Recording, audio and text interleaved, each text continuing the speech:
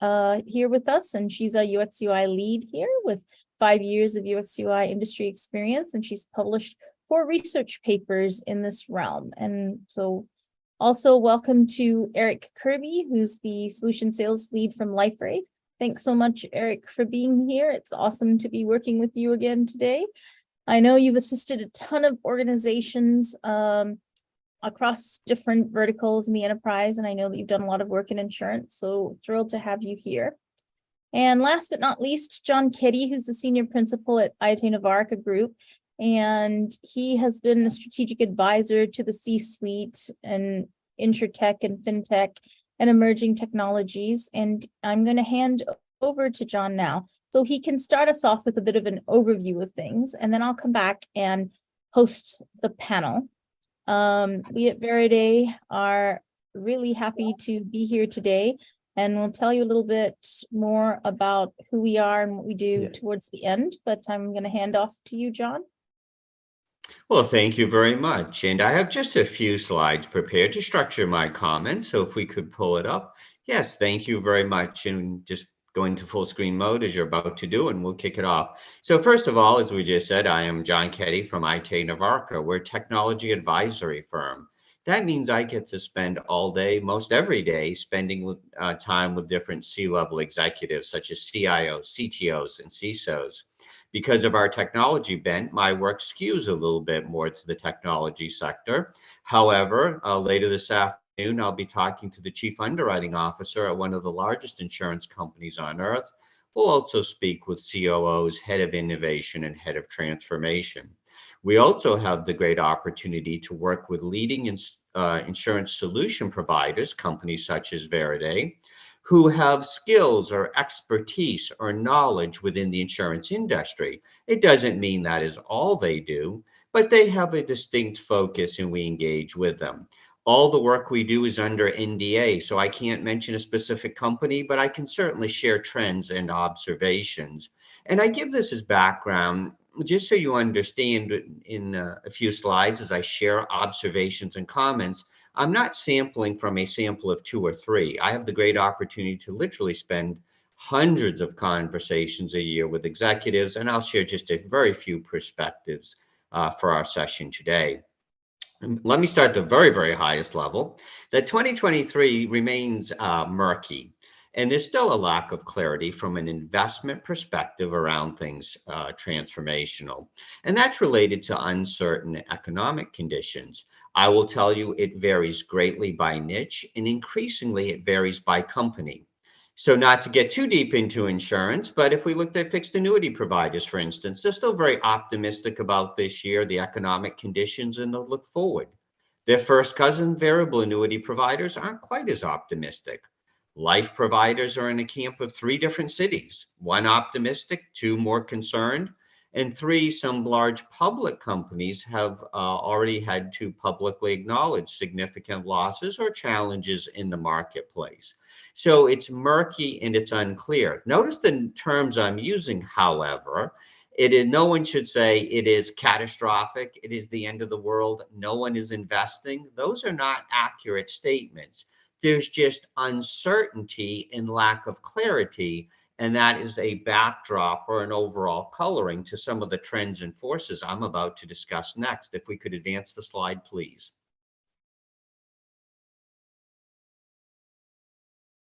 So, in terms of digital transformation, every company that I engage with is discussing digital transformation, and most everyone continues to invest.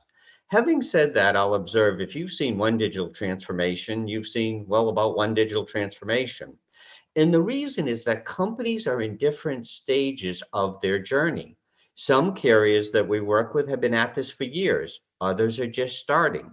For some companies, digital transformation really, in 2023, they're still focused on data and preparatory activities. Other companies feel that that investment, that foundation has been made, and are further along the journey investing in UX or CX practices. Now, our experience there is for companies, they may have an internal UX and CX practice and experience. They may rely on external experts. And the third category is those companies that have UX and CX expertise internally, but still will rely on or partner with external experts. User experience is so critical in all of these projects. It's incredibly difficult, and relying on external expertise is often a very good way to ensure you're thinking holistically about this, even if you already have internal capabilities. One perspective I have on transformation programs is please don't digitize, but really think about being digital. Here's how I draw the distinction. Many companies, and certainly insurance companies, have a whole series of acronyms, forms, processes, and papers that they may throw out onto a website or into a portal. Well, that's digitizing. It could be green, it could save money, it could save paper. That is not delivering a digital experience. My favorite example, or least favorite example, depending on your perspective, is Uber. I often wonder if the Uber founders and the Uber tech leads ever took a taxi, or maybe they took taxis all the time and they truly hated every aspect of it. They did not go take traditional taxi experiences scattered all over the US and said, well, let's create a big central website. Let's try to get all these acronyms. Let's have a lot of forms. Rather, they developed truly digital experiences. And I think in this domain, as we have these conversations, it's very important for people to really think, are we digitizing, which is not bad or evil, or are we truly doing digital things, which are far more valued in my mind? Next slide, please. Now, some other perspectives on transformation initiatives. Some of them, despite the term, can be very tactical. The uncertainty that we spoke about just a minute ago is driving more tactical outcomes. That is, we see companies saying, we are going to continue to invest in digital, but I really need to see benefits in 2023.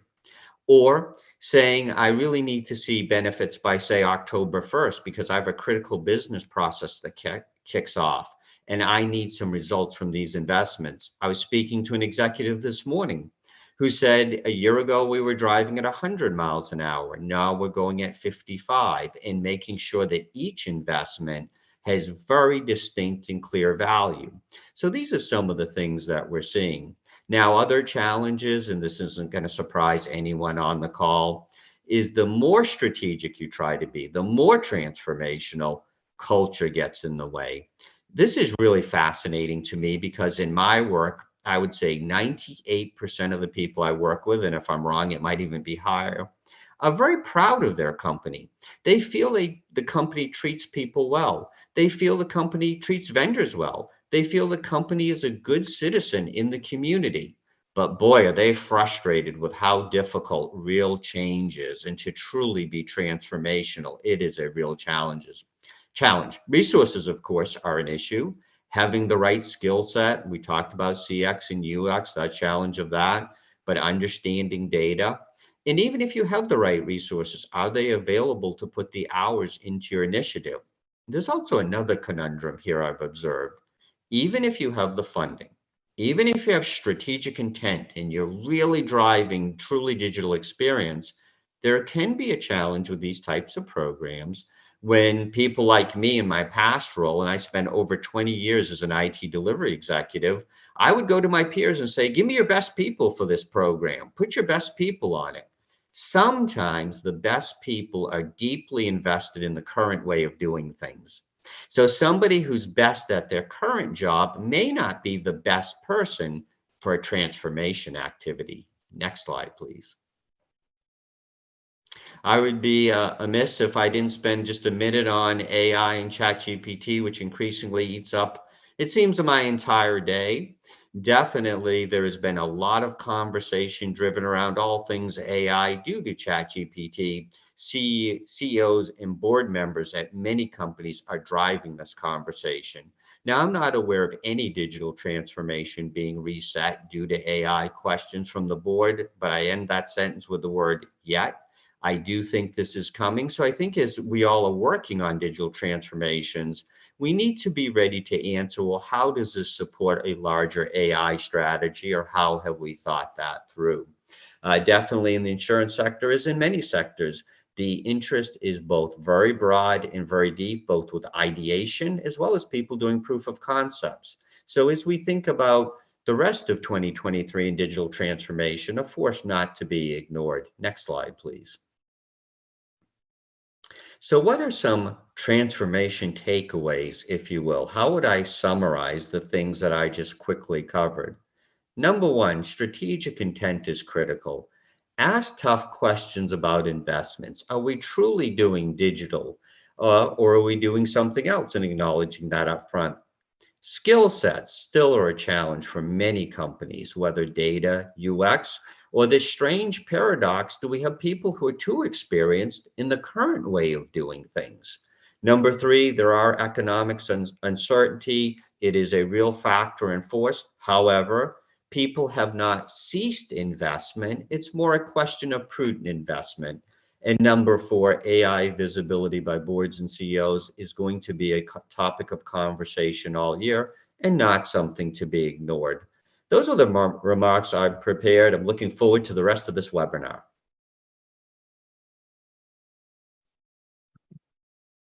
I think you're on mute.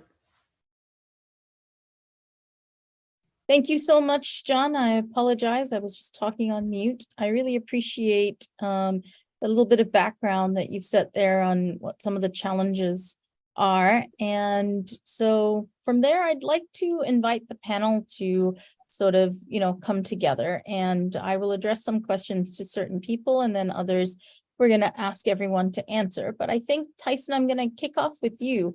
I'd love to see, having heard what John said, I'd love to hear about some of the, maybe one of the most interesting projects that you've worked on lately.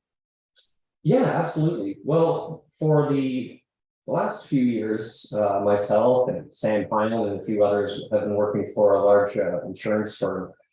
And one of the most pressing issues that they have right now is that they have a large collection of different portals, for customers, for brokers, for internal use. There's a lot of them. And they're just like it was mentioned, kind of going through the digital process right now for digital transformation. And so overall, it's been about finding sort of a universal design language that can carry across all of the portals and bring them sort of all under the same roof, so that there's the continuity in how they look, how they feel, how a user experiences them, and really sort of bringing it, into the future, so to speak. You want, a universal design language. You want a style that works well across all the different portals. And I guess internally for our team, there are a variety of, this insurance company is quite huge. So they have a variety of different vendors working at any different time, and they have different UI UX vendors. And so internally for us, I think it was important that Veride, our company, we wanted to make a really good first impression on our projects. And so that's been the most interesting one that we've been working on internally, for sure. Just through the size and the complexity of it. Yeah, the complexity is definitely interesting. And just applying some of that design thinking, definitely is helpful. And I know that that's one of your favorite things to do, Tyson. So definitely is. We'll look forward to hearing more from you. But I'm going to move over to Riti. And Riti, you've been working on a lot of different things of late. What's one of your more interesting projects in UX UI? So one of the most interesting projects that I've been working on currently, and the biggest approach that has stood out to me, is collaboration. So how you exactly collaborate amongst individuals, and that too design thinkers and design agencies. So it's all about coming from that background of different brainstorming sessions, of different collaborative approaches that you take. And basically, this project that I'm working on currently is a combination of several design agencies. And the ultimate goal for us is to reach the advisor's current branding. how best we can align our thoughts, our approach, our strategies, our design thinking to best match the UX best practices and the requirements of what the ultimate digital platform for that advisor would be. So that is one of the biggest interesting approach that we are currently trying to find an approach to, as we are 3 different designers on the same project, and we are just trying to collaborate together to identify the best practices, the best principles of user experience that we can provide to this advisor cohort. Wow, that sounds really interesting, Riti. Obviously, collaboration has its challenges, but is clearly one of the key, success factors for a healthy UX UI project. So I'm glad that you've been able to work on such a project, because they're not easy, but they are rewarding. Absolutely. And the ultimate goal is to reach their goals, and their digital platform should be speaking the advisor. So that's the key. Absolutely. Talking about speaking the language of customers, Eric, you love to speak the language of customers and understand what they're trying to get to. Can you tell me something about maybe one of the interesting projects that you're working on right now from a UX UI perspective? Absolutely. Thank you, Sam. So one of the largest projects we've had recently was with a clinical health diagnostics company that was looking to take advantage of an enterprise-wide platform to service out multiple solutions for their customer base, whether that be internal stakeholders, whether that be other health networks that they're interacting with, or even retail customers like you and me. And so they needed to have a platform that would allow them to have a composable front end where they could decide what is the design system they want to inject in real time. They have a very well-defined brand standard for their organization, which would allow them to create these internal experiences that were cohesive. So if a user were to jump from one technology to another, let's say from Liferay to some other third-party web application, they want to have a similar design and look and feel so that the user never noticed they were moving from one solution to another, but it had the same brand elements, same buttons, styling, location of elements. While at the same time, they wanted to have it so that they could white label those experiences too, so that if one of their customers, a larger organization, wanted to have their own branding attached to that portal, so that when users logged in, they didn't see that organization's details and their logos and color scheme, but saw their own, they could easily do that and make it very scoped to that specific tenant. And it made it so that now it was tied to this centralized design system, so that whenever there was a new change or update, they didn't have to go in and manually manage it themselves, which gave them a very scalable, easy to use solution. And it was a very unique fit specifically for them because, as I mentioned, composability was really front and center of their mind.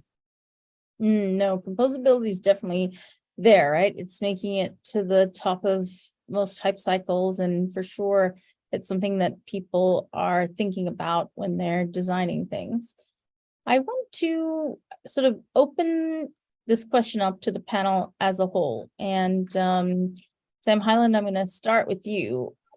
What I want to know is, what do you think the critical success factors for UX UI project in insurance today are?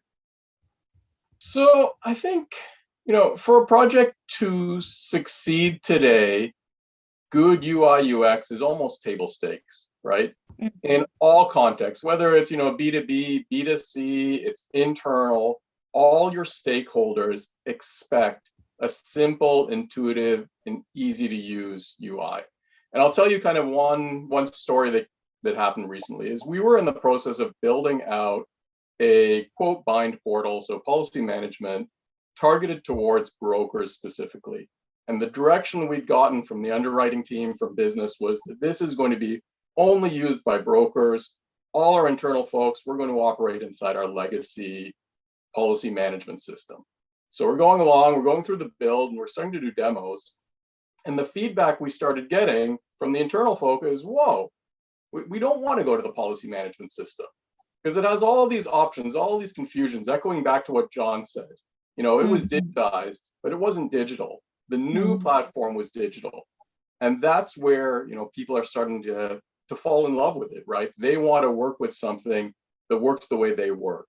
And so the requests started coming in saying, let's adopt this internally as well too. So, critical UI UX success factor is do it, invest in it. John, over to you. Any thoughts on that? Yeah, absolutely. I think one of the critical success factors is really outside in thinking. And I'm going to pick up on some of the things Sam said that I think were right on the money. Now, part of outside in, paradoxically, can be talking to your own employees, viewing them as a constituency, and really the experiences that people want. And I think exactly as Sam said, sometimes they're shocked, like, well, people outside the company want simple, straightforward, intuitive, timely, secure, safe, all those things, but the people inside want the same experience too. And you can, with a prudent investment in planning and engagement, hopefully deliver on both. And I think in the insurance industry, especially, that outside thinking is difficult. Often we distribute product through agents, and they're a critical part of what we do. But there may be engagement processes and things that the company doesn't see, or it sees inconsistency or doesn't have clarity on. And really being able to drive that outside thinking, the external perspective of what people today expect, not our traditional policyholders, the world has changed, is very difficult, but absolutely critical. No, that makes absolute sense right there. Any feedback from you, Tyson? Yeah, I think one key part is, and I think John kind of summed it up here, but removing politics from the equation as quickly as possible, because when you have rival factions in any organization, there's the ones that want to, sort of forge ahead with the new, and there's other ones that want to hang on to what they know and love, and it can get confusing. So the better you can sort of, get rid of the politics and get everyone on board, the better for the whole team. And Sam kind of summed it up as well, as saying it's a buyer's market right now for insurance brokers. At a certain level, at a certain level, everyone is kind of in the same field and can offer the same sort of service offerings. So what you're looking for is a differentiator, right? And what we found across the board is that UI UX is becoming one of the key differentiators. If you can provide the quickest, smoothest, clearest UI UX for your customer base, they flock to it, frankly, because they've seen the opposite, right? So anything that is getting closer and closer to something they would experience on their iPhone or on their laptop, something that is a joy to use, that becomes the differentiator, and people flock to it. I had a recent conversation with the CTO of this insurance company that we're working for, and he had told me, frankly, that he'd been keeping an eye on his competitors, and he'd seen a trend where quite a few of them were really putting a lot of money and resources into UI UX, because it was one of the, I don't want to say that it's like a gold rush mentality, but it's clearly becoming known across the entire industry that really good quality UI UX is a key thing to drive a business. So yeah, there you go. No, that makes sense. That definitely makes sense. Riti, any critical success factors to add? Absolutely. So one of the things that strikes to me as far as the critical factor to identify success in the industry is ROI. Every advisor invest their time, resources, and materials into creating this whole digital platform. And it talks all about the user experience, the ultimate experience that you want to provide to your traffic. The one thing that comes out to my mind is that how can we convert mere traffic into successful leads? So if a user is coming to the digital platform to look into the services, we want them to be converted into leads, to click through your digital platform and to exactly get that service that they have come onto your platform to look for. So that is the biggest critical factor that identifies or defines success in this particular financial industry that we're talking about, and all about how we can enhance that user experience and define ROI eventually. Eric, anything to add here for CSFs? Yeah, absolutely. Thank you, Sam. I would say one of the biggest pieces is we all would like to be data-driven organizations, right? But being able to have those analytics on the back end to be able to understand how your users are interacting with your system, not just at the page level, but at even all the way down to the DOM elements that are rendered on the page, right? How are they interacting with the content that's being rendered? How are they interacting with the policy applications that you presented in front of them? Are they going through to the call to actions that you want them to exhibit? And actually, not just a gut feeling, but being able to look through the data sets and see how are particular accounts performing, how are particular individuals going through these user journeys that you've structured before them, and leveraging a platform that allows you to dynamically adjust to that data in real time, I think is incredibly valuable. Being able to not only gather that data, but be able to derive those insights, potentially even through the AI components, as John was talking about earlier, to identify key topics, key trends, things that you can present in front of these users dynamically, and then actually gather and understand that information that's now personalized in front of them, the things that you're presenting before this user. Is it actually driving them to further engagement, or is it creating more white noise?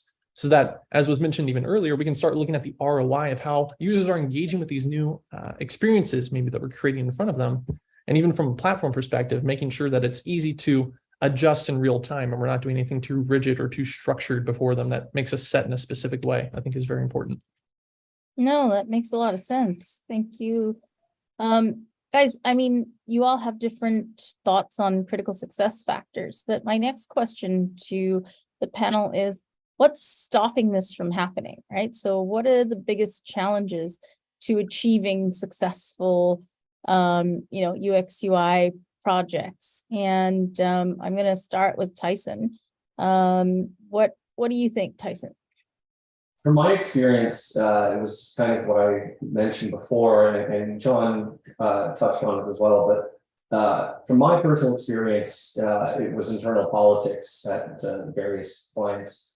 When you have different factions supporting different ways forward, it can be messy, right? Like, I mean, sometimes it's the loudest voice in the room wins the day. Sometimes there's internal squabbling, things like that. I remember one exec, we were presenting at the time a solution, and I remember talking to one of the execs after the presentation, and he referred to the meeting we just had as an Excedrin meeting because of the headache it gave him. And that was a perfect indication of things that can, block or stall progress. I find sometimes there's an art to the delivery of these solutions. There's a way to sort of lead the group as a whole in the new direction that you want to pursue, that can sort of alleviate some of those problems. And so yeah, politics, internal politics, any large scale organization or enterprise is generally one of the big blockers for instituting a new UI UX program or just a new program in general. Absolutely, Tyson. I think we've all been through one of those projects. Yes, for sure. The Excedrin meeting for sure. Riti, any thoughts on that? Yeah, no, absolutely. Not as a blocker or something that is stopping, but coming from the perspective of user experience, we want to actually provide this sort of an intuitive experience to all demographics, and that comes from accessibility. How best we can make all of our digital platforms accessible to all of the demographics around, and especially talking about the industry that we are currently in, the financial industry. There are different users coming from different parts of the world, coming from different disabilities, and it is on us as designers that we just don't concentrate on aesthetics, but also think about how best we can make our digital platforms accessible, just to be compliant with all of those consortiums of the web that has been created for accessibility, and just be at least AA standard compliant so that we can serve the community at large. that is one of the biggest challenges that we are facing currently, and marching ahead to address those concerns. And that's so important, Riti, especially in the world today, to make things accessible to everyone. I think that is a challenge that a lot of organizations don't take into account.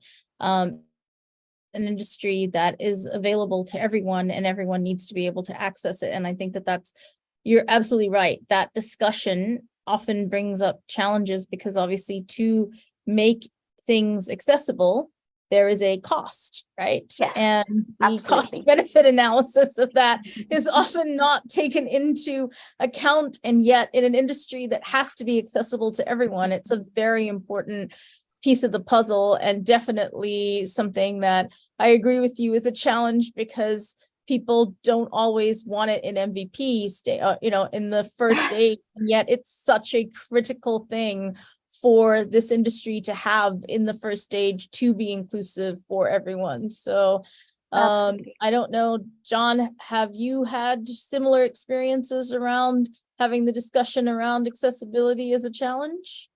Well, that's one of many challenges, and I think you're right to bring that to the forefront, because often, as basic as it may sound in a conversation like this, I think people do forget it and they do overlook it.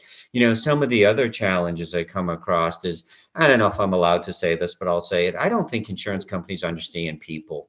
And you talk about like the consumers. I was talking to an executive last week, and he's not the only one, but was saying, man, we spend all this money on brand and so on, and our policyholders don't know who we are, don't even know the name of the company.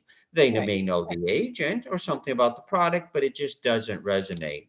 Certainly with agents, I'm not sure there's enough understanding of them as people. Increasingly, agents are retiring and turning over the block of business to a son or a daughter. And they have different expectations now about engagement. And they have different expectations on technology. And earlier we discussed employees. Sometimes we don't understand them so well. So I think it's very important to really taking the outside view in of what do people think. There's a design principle that I just love. It's called "You are not the user." And what that means is you really have to engage with people and listen to their feedback and understand it may be different than what you think it is. If you do things like that, hopefully that can put a damper on some of the politics. I can't guarantee it, but hopefully that helps a little bit with really engaging with people and how they want to engage with you.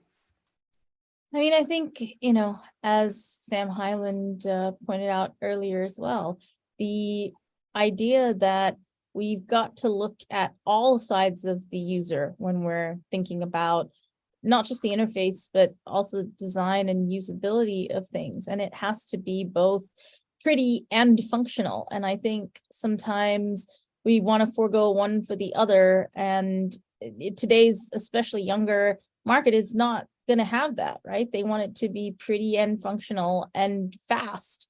And I think that, it's definitely becoming more and more prevalent that one of the challenges is the ability to do those things in unison. But I'd love to hear from you, Sam Hyland, on any other challenges that you are facing presently. So I'm going to tell a story, a personal story about my recent experience with insurance and some of the challenges. So I just had my third daughter, and at the same time, we had some term life insurance that was expiring. So I had the fun of shopping for term life insurance, which is a really thrilling experience. You don't want to do it too often. But I was working with a broker, and we'd had some initial conversations around, my needs and all of these things. And he kind of said, okay, this is the policy, the company you want to go with. And I actually knew the company name, not someone we've worked with, but and he goes to log in to start setting everything up. And we booked an hour to go through and fill out the application together. And the first thing he gets is, the security multi-factor authentication. It's supposed to send him a code, and he's not getting the code. And so that hour became wasted. And the interesting thing was, he didn't care that he didn't get the code. What he cared about was that he had no one to call, nothing to do except send an email to a mailbox that sometime in the future he'd get a response to and be able to get back in. And I tell that story for two things. One, it's, we come back to that outside in thinking that John's been talking about, right? No one was talking to the brokers about their experience, about the login, about what they actually need when they get in. They're probably all, as a technocrat myself, I'd be focused on why didn't he get the code, not how do we handle this problem when he doesn't get the code. And the other piece here too is, when you're thinking about UI, UX, and customer experience, you've got to think through the entire journey. So after we got through that login gateway, we might have all the analytics that Eric was talking about. And those are great. And, it tells us everything we need to do once we're in the application. But we hit this wall before we even got there.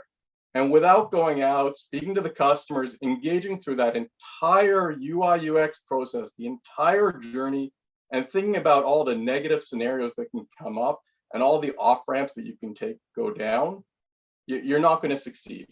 So really investing in UI, UX and taking that holistic view up front to the entire process, to me, is key. And it's a challenge, and it's something that I'm not seeing a lot of out there right now. Is we'll focus on a certain area for a solution, but we won't look beyond that area.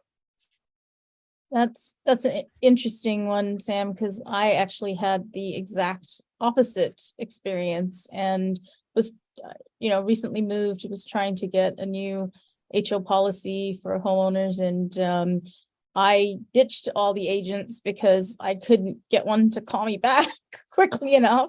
And I do think that this is where enriching agent data comes in as well, right? Because part of usability is making sure that the customer journey makes sense, and mine didn't make sense at all. And I actually ended up going to an all digital agent and, purchasing my policy completely online with the, sort of click through it situation, and found that experience was far superior to the agent experience in this specific scenario. I mean, I certainly wouldn't want to buy my life insurance that way, but I definitely did find for this, it made sense and was a great experience. And I think they won my business from making it a great experience online, right? And I could click through and get everything and bind my policy and have it in my mailbox sort of 10 minutes after I hit send. And that was an amazing experience. And I think, more of that has to occur, but there has to be a balance. And I do think enriching the data on the agent side so that they can see more information about the people visiting their websites and filling out requests for information is really important, because they get quite a lot of them. And without enrichment, they're not able to tell the difference, right? And it makes the user experience quite poor. But I'm sure, Eric, you've seen lots of interesting things, so I'd love to hear about the challenges you've seen. Absolutely, Sam. I really liked what John said at the beginning of our presentation today, where he said, if you've seen one digital transformation, well, you've seen one, because it's entirely true. And digital transformation isn't just, Cinderella, bibbidi bobbidi boo, now the pumpkin becomes a horse carriage, right? It's a process. It takes a long amount of time.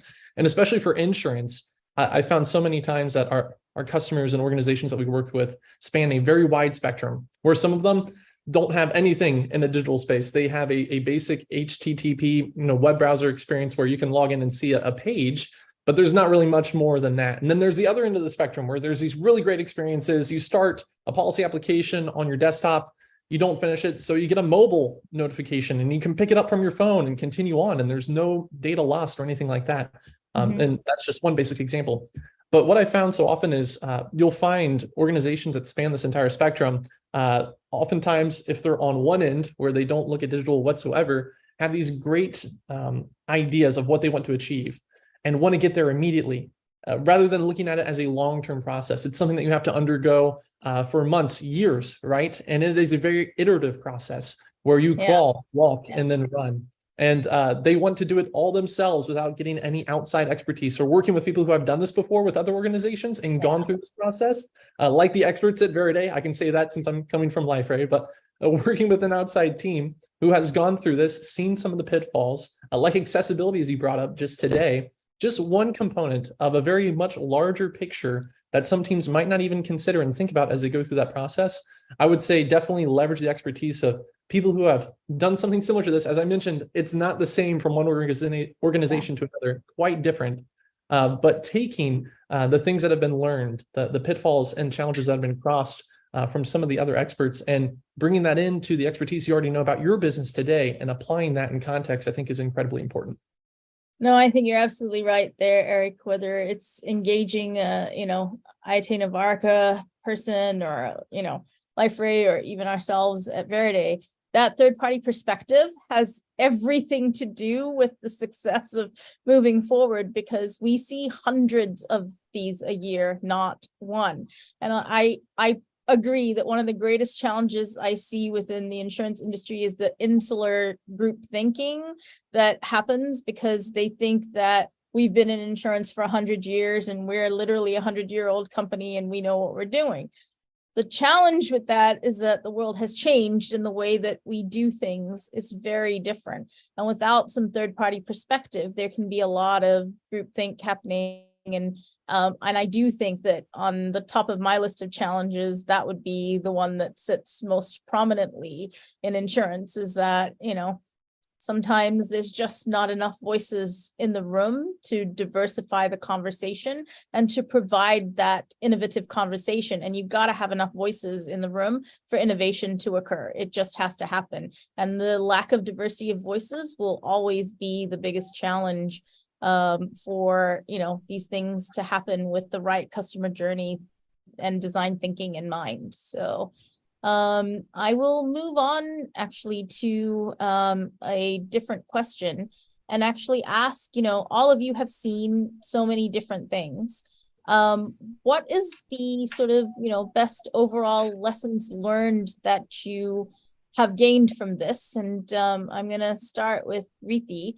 What's maybe your, biggest lesson learned takeaway from all of this? Yep. So the biggest lesson learned is not every advisor works the same way. They have their own services, their own strategies, their own goals, and their own expectations. So how best can we align our user experience, and how can we devise a strategic workflow, a UX workflow, such that we can meet their needs and requirements, at the same time aligning ourselves to UX best principles? The advisor, the insurance provider, or the agency would want the world, but then it is on us as UX experts of how best we can leverage those design principles to assist the needs and requirements of the advisor. And also I would highlight maintainability down the road. It's not just in time that right now we create a digital platform and we are done with it, we deliver it and we are done. No, maintenance is also a critical factor that we are learning along the way of how best we can maintain that digital presence as we move on with different AI aspects, different features that we want to provide to our eventual cohort, is the biggest learning that I have currently. I think that's important, Rithi, and I think it's important for insurance agents and brokers to remember that when they're building out those websites, that you are in fact the expert, right, in some of these design principles, and that why we can't have a spinning disco ball in the top right corner of the page because it doesn't help you to get more conversions or whatever the very entertaining extreme request is, and that there are some things that are just good design principles for lead conversion, for carriers to have in terms of having the ability to do personalization at scale, and some of those other lessons that you absolutely know and have learned over the years. And it's definitely one of those catch-22s because everyone has beautiful design ideas. Absolutely. But, the efficiency of those, I think, likelihood of those to help is sometimes, in need of an expert to help sort of say, the navigation can't come from the bottom, right corner or left corner of the page because it's not going to work. Or just, so many little things like that just make a difference because you know what you know, kind of thing, right? And So how best you can have that dialogue, right? So it's not just bluntly, you just let them know that, no, we can't have that disco ball at the top right corner of your website. No, it's actually unique, but I think we can approach it in a different way. That's the best way how you can have that dialogue. yeah, So that's another why learning. you give them that advice and I don't receive it, because I would be way more blunt than you. So thoughts, Sam Hyland, any, lessons learned? So I think one of the most important things is having a strong advocate for the customer in the room during all key conversations.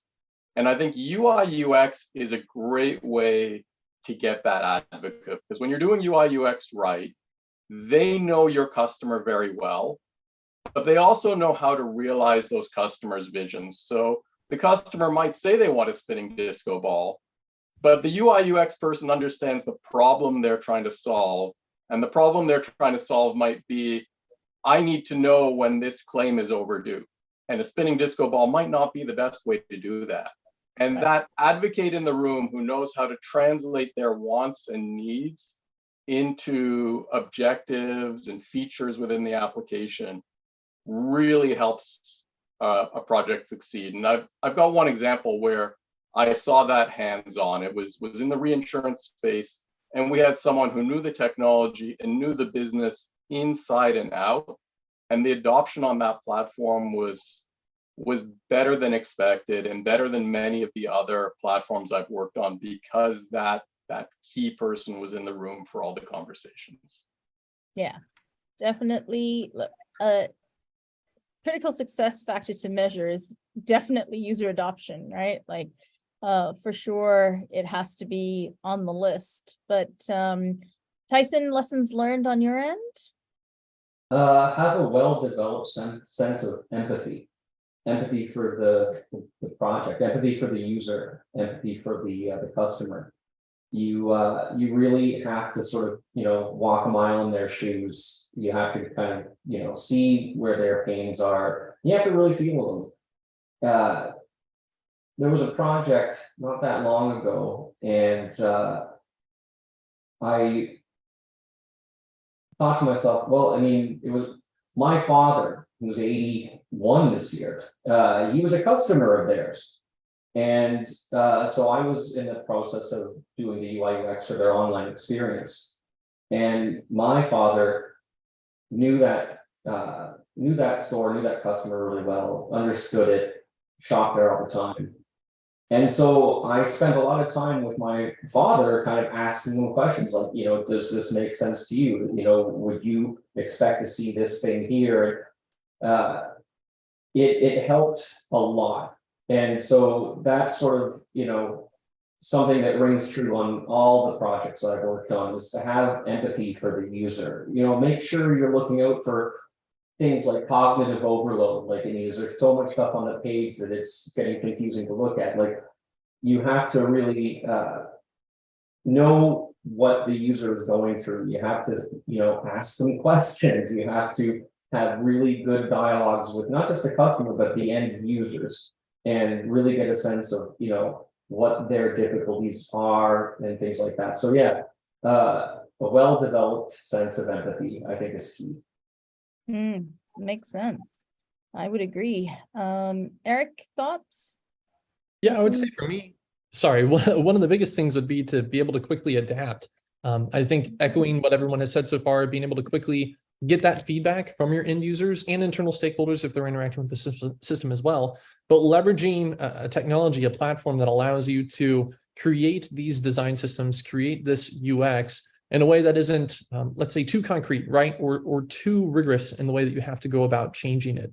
What I mean is trying to leverage as much as possible, either low code or no code scenarios, or even being able to tie into some of the existing design systems that you have today. I know many of our teams work with Figma and some other tool sets like that to create these user experiences, but being able to leverage those mechanisms, those tools that you have today to easily tie into a platform to make it so that as you get that feedback, you can quickly adjust and not have to submit an IT ticket every time you want to change the color of a button or the way that something is rendered. Setting it up so that that feedback can quickly be incorporated and tested again, just makes that cycle of iteration quicker and quicker and quicker. So you can constantly be refining and implementing those changes that you're getting feedback against, which I think is incredibly important. No, 100%. Yes, it is extremely important. I want to thank everybody on the panel for being here today. And we really appreciate your insights and look forward to hearing more of them. I'm going to hand off to John to sort of summarize us, and then I'll be back. So John, over to you. Well, I agree. I think this has been a fantastic session and panel. Really not much to summarize. I think there's been some great consistent themes, keeping that external focus. Make sure you're solving somebody else's problem, and someone else needs to be a customer. And understanding who speaks for the customer. And if you're running around just throwing out a bunch of random documents and acronyms into a digital experience, you may be solving one of your problems. You may not be solving other people's problems. Number two, as we've been discussing and brought so many different perspectives in this brief hour, this is a journey. This is not, we're going to do digital and now we're done, check the box, can we go do something else? But how do you continue that engagement? How do you deepen the relationship? And number three, I think always remembering nobody wants a bad experience ever. So think about creating really great experiences. Someone talked about an experience that was a joy to use.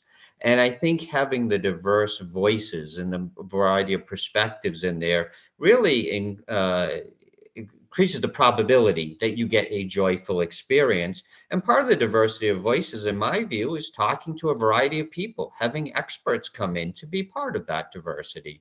So I'll turn it back to you for any closing thoughts you might have, Sam. Thank you so much. And again, panel, really appreciate you guys being here today. Veride is a company that helps insurance carriers and agents to transform their digital experiences in all sorts of ways with the help of technologies like LifeRay. And we look forward to answering any questions that you guys might have. So if you have any questions, feel free to, reach out to me, Sam w@veride.com. I wish we had time for questions, but we're pretty much at the end of our time here. There is one question that we can do. So I see it here in the chat.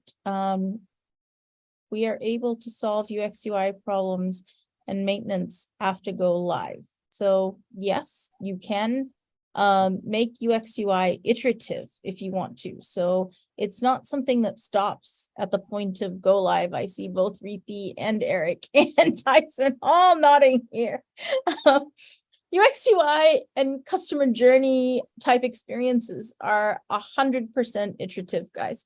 And they're agile and you have to keep improving, right? This is one of those consistent improvement situations. And so for sure, you can fix almost anything at any time, but obviously it helps if you started with design thinking in mind. And if you start with the end in mind, it definitely helps.